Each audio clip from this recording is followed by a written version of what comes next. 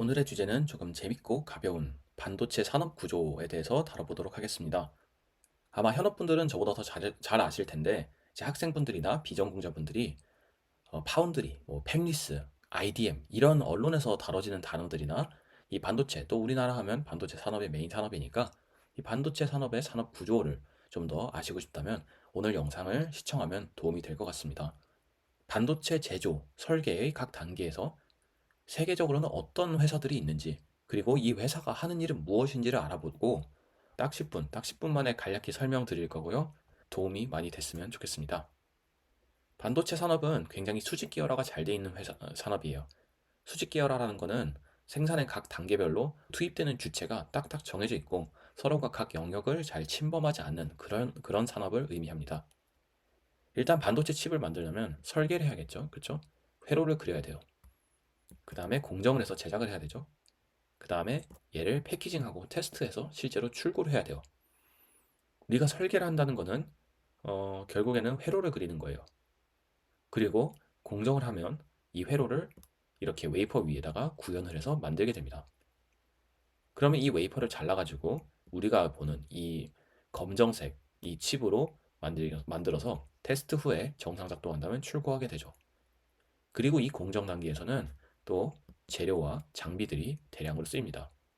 그런데 이 재료 장비 회사는 사실 뭐 칩메이커가 아니고 패키징 테스트 부분도 뭐 중요하긴 하지만 설계 공정만큼은 안 중요해요.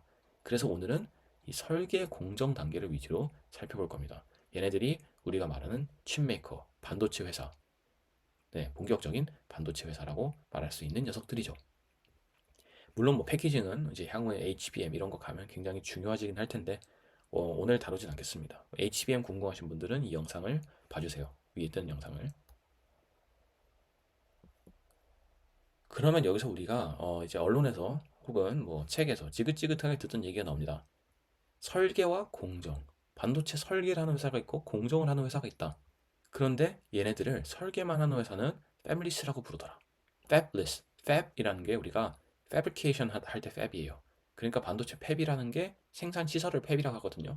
그러니까 팹이 없는 그런 회사. 그 다음에 어디는 설계는 안 하는데 얘는 공정만 주구장창 해주는 위탁 생산 파운드리 회사. 그리고 이 두 개를 둘 다 하는 회사. 이렇게 세 가지로 이루어져 있어요. 그럼 우리가 여기 속하는 대표적인 회사를 일단 볼게요. 일단 얘네들이 어떤 걸 하는지는 조금 이따 보고 대표적인 회사를 먼저 보겠습니다.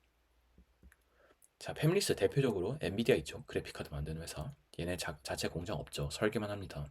미디어텍 잘 모르실 텐데 현재 스마트폰 AP 부분에서 퀄컴을 제치고 1등인 회사가 대만의 미디어텍이에요.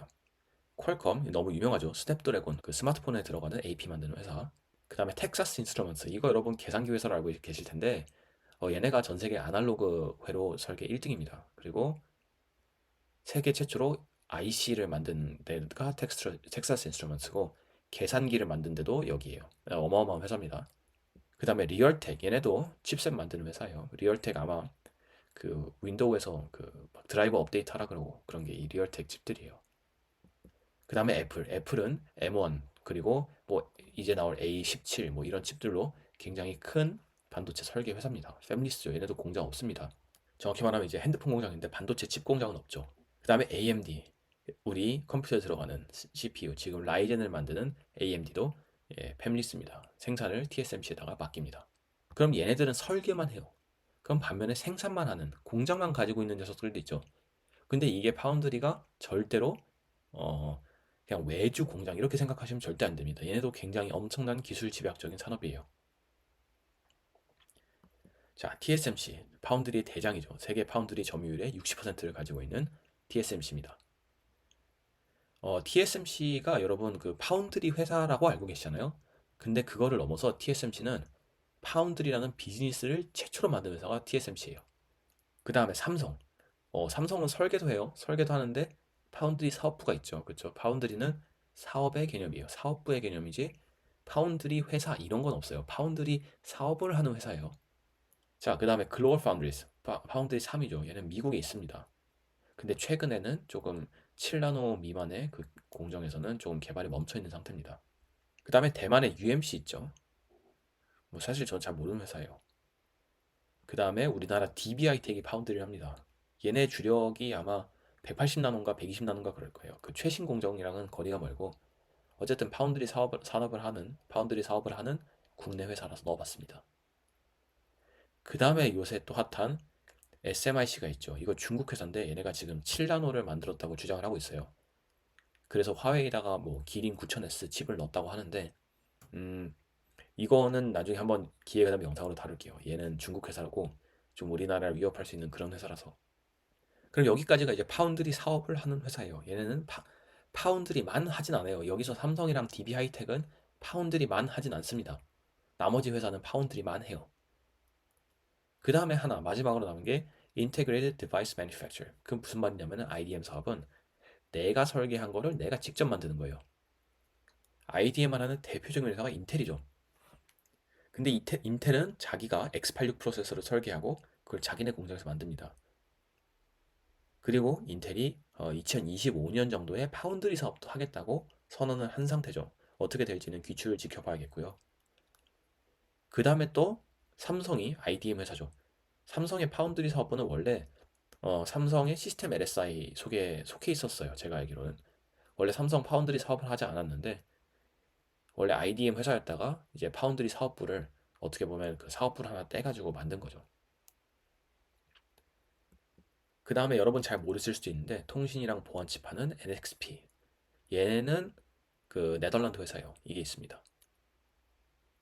그 다음에 좀 특수한 영역이 있어요. 특수한 반도체. 메모리, 전력 이런 거. 전력은 우리가 자동차 같은 거에 들어가는 그 전류가 센 반도체 좀 소자가 특이하게 생겼거든요. 이 메모리도 소자가 좀 특이하게 생겼어요. 뭐 D램, 낸드 이런 거는 우리 플라나 모스펫이 맞는데 이제 모스펫 일반적인 모스펫처럼 생기지 않았잖아요. 사실 이 메모리는 설계가 그렇게 복잡하진 않기 때문에 회사에서 이제 설계랑 생산이랑 다 합니다. 삼성, 마이크론, 하이닉스 이런 데서 메모리를 하고 그다음에 전력 반도체도 마찬가지로 별로 설계를 할 게 딱히 없기 때문에 이 소자를 잘 만드는 그런 게 훨씬 중요합니다. 그래서 뭐 독일의 인피니언 이런 회사들이 있습니다. 그럼 이제 어떤 회사가 있는지 알아봤으니까 이 회사가 하는 일들을 대충 알려드릴게요. 음, 사실 이렇게 단순하지 않아요. 이 다음 슬라이드는 제가 이렇게 쓰면 사실 욕 좀 먹을 수도 있는데 그래도 최대한 제가 아주 간략하게 설명하는 거니까 이제 그렇게 아시고 보시면 됩니다. 일단 얘네들 먼저 볼게요. 얘네들 뭐라 그랬죠? 패밀리스 회사. 그러니까 설계를 하는 회사. 설계는 어떤 스테이지로 이루어지냐면은 이렇게 이루어져요. 우리가 여러분 베릴로그라는 언어 혹시 들어보셨어요? 베릴로그, VHDL 이런 걸로 이 전체적인 구조의 프로세서 구조를 코드로 짜는 거예요. 그게 이제 RTL 설계라 그래서 레지스터 트랜스퍼 레버. 그러니까 각각의 레지스터라는 것이 이제 아주 단기적으로 데이터를 저장하는 그런 장치가 레지스터거든요. 그래서 전체적인 데이터와 계산의 흐름을 우리가 칩에서 디자인하고요.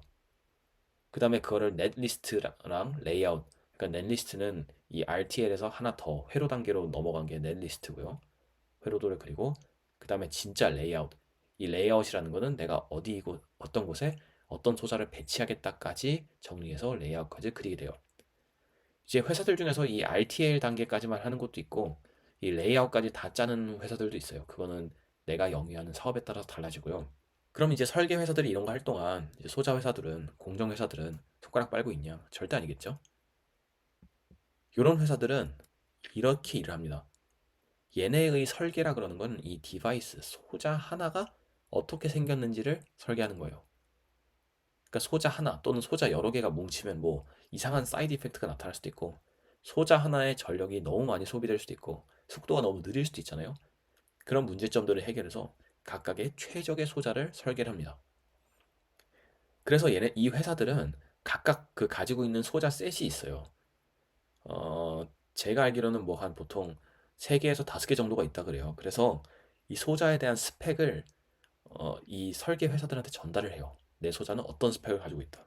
당연히 기밀이겠죠. 저도 몰라요. 저도 모르고 이 소자 스펙을 전달하면 대충 그 스펙대로 이 설계한 대로 동작하겠다 안 하겠다 이런 각이 나옵니다. 그래서 이런 부분에서 이 파운드리 사업을 영위하는 회사들과 이 설계를 하는 회사들이 협업이 이루어지는 거죠. 그러니까 설계 쪽에서는 설계도를 그리고 파운드리에서는 이게 우리 소자 스펙으로 구현이 될 수 있는지 이런 것들을 봐줍니다.